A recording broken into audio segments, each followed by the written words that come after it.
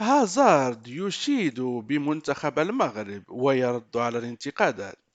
أكد النجم البلجيكي إيدين هازارد أن المنتخب المغربي أدى بشكل جيد في مباراته الأولى في كأس العالم 2022 المقامة حاليا في قطر، وأنه يمتلك عناصر مميزة يمكنها إحداث الفارق في أي لحظة من المباراة. وكان المنتخب المغربي قد استهل مشواره في مونديال قطر 2022 بالتعادل سلبيا مع نظيره الكرواتي وصيف بطل كأس العالم 2018، بينما فاز المنتخب البلجيكي في مباراته الأولى على نظيره الكندي 1-0 ليتصدر المجموعة السادسة برصيد 3 نقاط.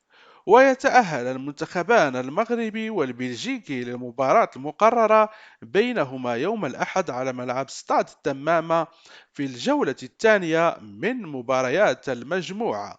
وقال هازارد خلال المؤتمر الصحفي الذي عقد يوم السبت للحديث عن مباراة الغد: شاهدت المباراة الأولى للمغرب أمام كرواتيا، وقد قدم أداء رائعا وكان من الممكن أن يحقق الفوز. وأضاف: علمت أن أحد لاعبيهم منتخب المغرب تعرض لإصابة حيث قرأت ذلك اليوم، لذا لا أعرف كيف ستكون تشكيلتهم يوم غد، ولكنهم فريق ممتاز ولديه عناصر جيدة يمكنها إحداث الفارق في أي لحظة من المباراة، ولا بد أنهم استعدوا جيدا حيث أنهم يواجهون مباراة صعبة.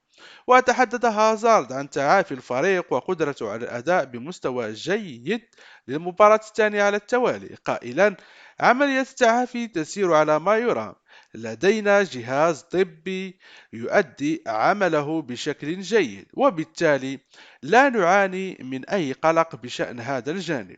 وأضاف: المباراة التالية تأتي بعد 4 أو 5 أيام، وعملية التعافي تسير بشكل جيد. لا يعرف اللاعب عدد الدقائق التي سيلعبها في المباراة التالية، لكننا نواجه تركيزنا على تقديم أفضل ما لدينا. وعن الانتقادات التي أحيانا ما يواجهها في بلجيكا رغم شعبيته الكبيرة ومدى تأثير ذلك عليه، قال هازارد: نعم، تعرضت لانتقادات، حيث عندما بدأت كلاعب كرة القدم في بلجيكا والانتقادات موجودة دائما، وقد اعتدت على الانتقادات ولا أعير أي انتباه.